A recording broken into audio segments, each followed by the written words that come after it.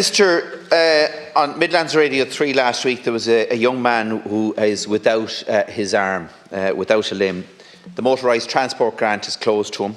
The mobility allowance is closed to him, and he's not disabled enough to get the primary medical cert and the disabled driver scheme. So what we do need is a scheme that allows people to engage with society and access employment. Now, I welcome the senior officials group, but what we need is ministerial leadership here. So either a cabinet subcommittee on this issue or a task force led by Minister Rabbitte, who I know is personally committed to this. Yeah, I do thank the deputies for their contributions, and I think they will acknowledge it's not a competence of the Department of Finance to define who should be eligible for transport supports, mobility supports arising from a disability. We are continuing to administer the existing scheme until it is replaced. I've shown a willingness to respond to events that have arisen and individual cases that have highlighted gaps in the existing scheme. The colleagues will be familiar with Lee Gath and the change we made to the scheme in order to ensure that she and others in a similar situation got the support that they need under the existing scheme.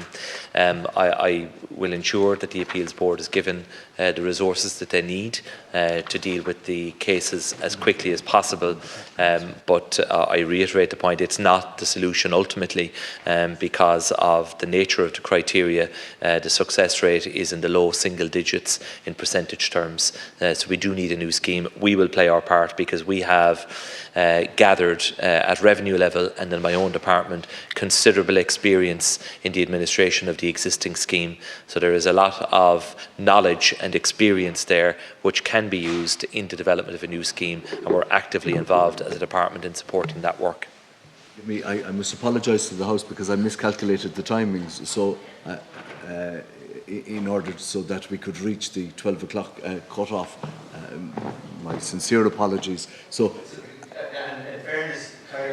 it's not your fault, but it's not for the first time that we're left in this silly situation where we actually deny members time in relation to debate here in the House, and then we have to suspend the House for 5 minutes until we actually go on to leaders' questions. And it's just not good enough that this happens on quite too frequent a case.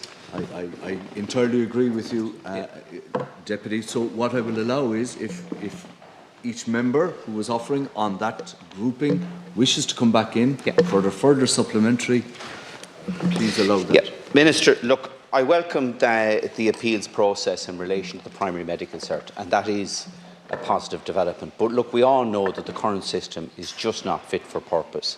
And the reality is that the two grant schemes that were of beneficial to people, the motorised transport grant and the mobility allowance, have been suspended for 10 years. And what we need is a comprehensive and a swift implementation of the recommendations in that report.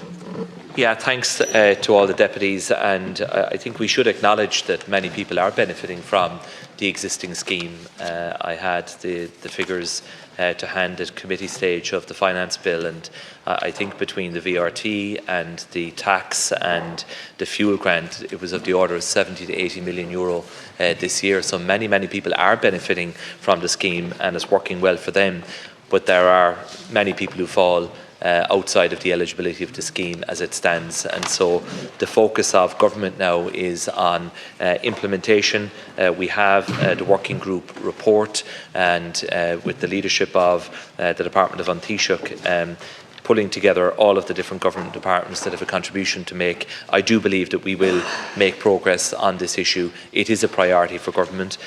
We are treating it as an urgent issue because we accept the current scheme is not optimal. Thank you.